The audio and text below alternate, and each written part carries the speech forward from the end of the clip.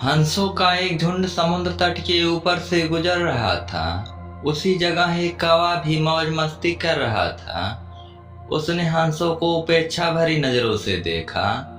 तुम लोग कितनी अच्छी उड़ान भर लेते हो, कौवा मजाक के लहजे में बोला। तुम लोग और कर ही क्या सकते हो, बस अपना पंख फड़फड़ा कर उड़ान भर सकते हो। क्या तुम मेरी तरह फुर्ती से उड़ सकते हो? मेरी तरह हवा में कलाबाजियां दिखा सकते हो? नहीं, तुम तो ठीक से जानते भी नहीं कि उड़ना किसे कहते हैं।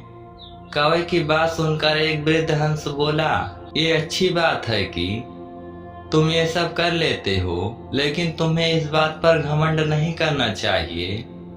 मैं घमंड वमंड नहीं जानता। अगर तुम में से कोई भी मेरा मुकाबला कर सकता है तो सामने आए और मुझे हरा कर दिखाए। एक युवा नर हंस ने कौवे की चुनौती स्वीकार कर ली। यह तय हुआ कि प्रतियोगिता 2 चरणों में होगी। पहले चरण में कौवा अपने करतब दिखाएगा और हंस को भी वही करके दिखाना होगा, और दूसरे चरण में कौवे को हंस के करतब दोहराने होंगे।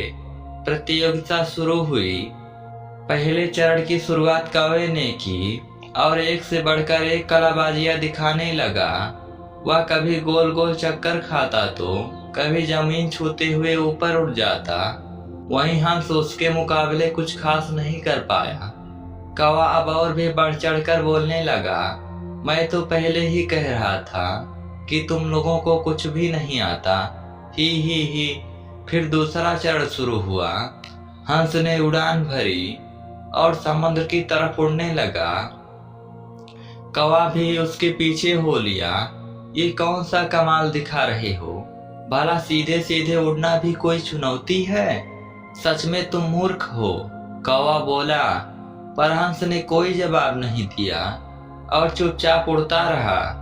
धीरे धीरे वे जमीन से बहुत दूर होते गए और कौवे का बड़बड़ाना भी कम होता गया और कुछ देर में बिल्कुल ही बंद हो गया।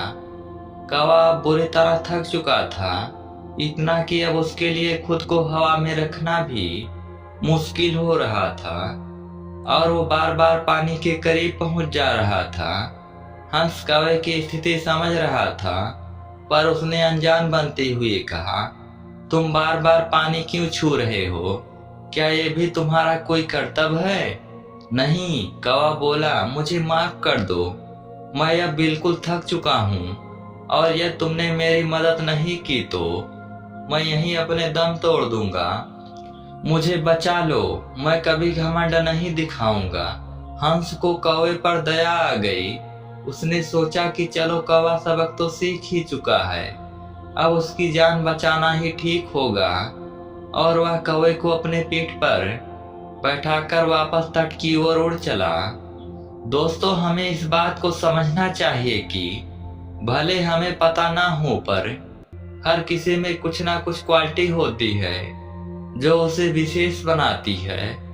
और भले ही हमारे अंदर हजारों अच्छाइयां हो, पर यदि हम उस पे घमंड करते हैं तो देर सवेर हमें भी कौवे की तरह शर्मिंदा होना पड़ता है। एक पुरानी कहावत भी है, घमंडी का सर हमेशा नीचा होता है।